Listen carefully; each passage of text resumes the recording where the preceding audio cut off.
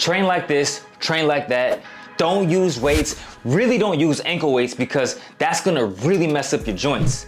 Why is this dogma still imprinted in so many people's minds? But today, it's time to dispel that dogma once and for all.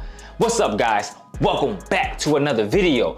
Today we're gonna talk about how to effectively train with resistance, specifically ankle weights, cables, bands, any form of resistance that you choose. Let's talk about it. Now, there's a dogma that's been going around in the martial arts community talking about you shouldn't train with ankle weights because it's gonna slow you down, or the biggest one, it's going to damage your joints. That's what you commonly hear people say, especially older generations. They say, hey, don't train with ankle weights, and you may even hear it amongst the young crowd.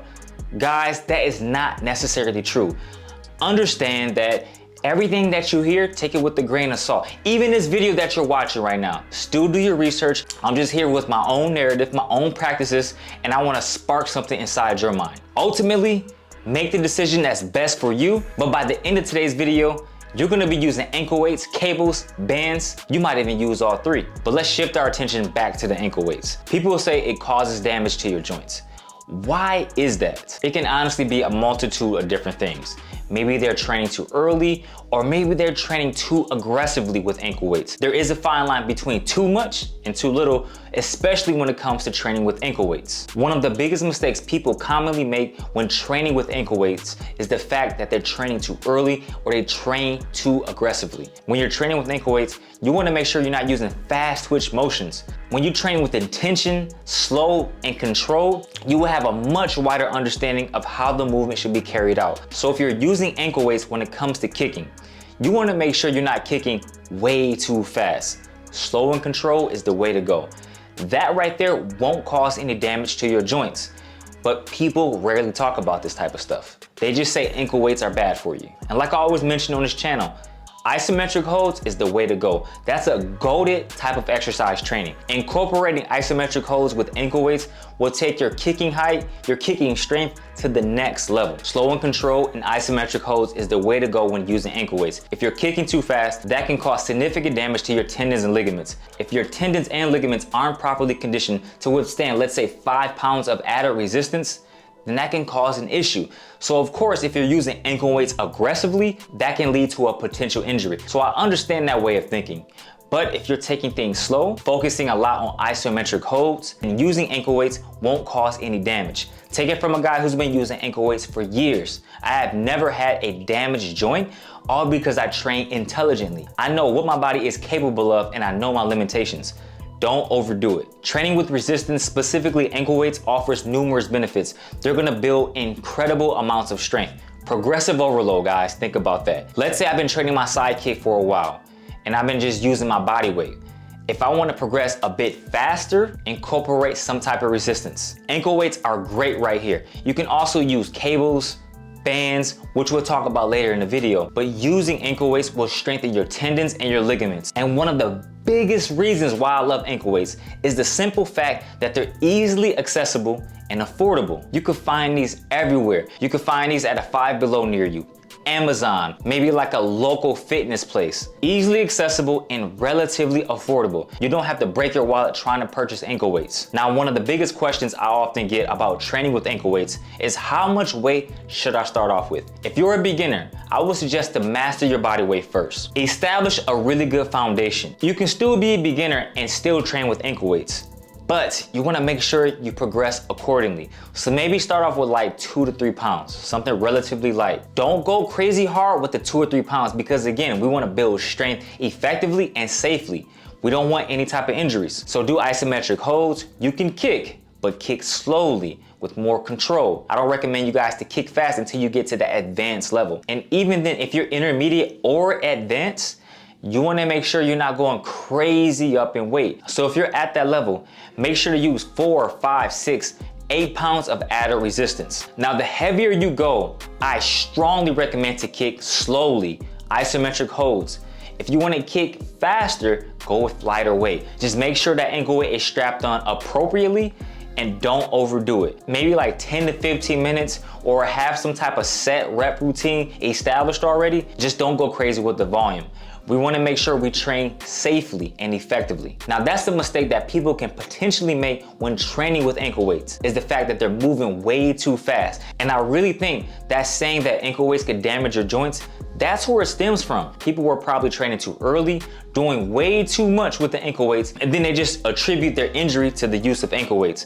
When again, we have to train smartly. We have to train for longevity.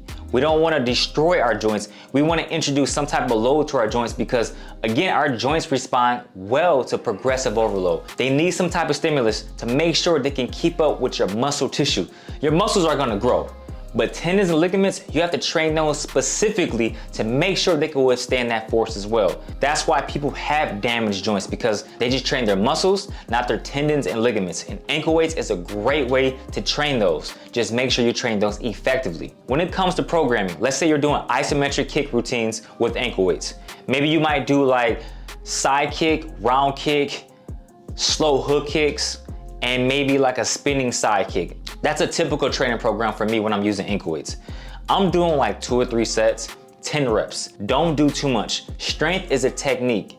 We want to make sure we build strength with proper technique. And what's going to sharpen up our technique?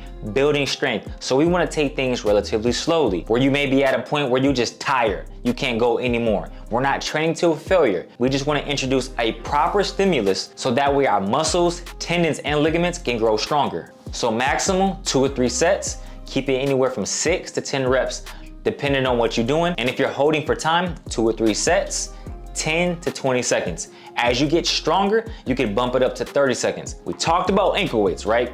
Now let's shift our attention to cables. I love cables.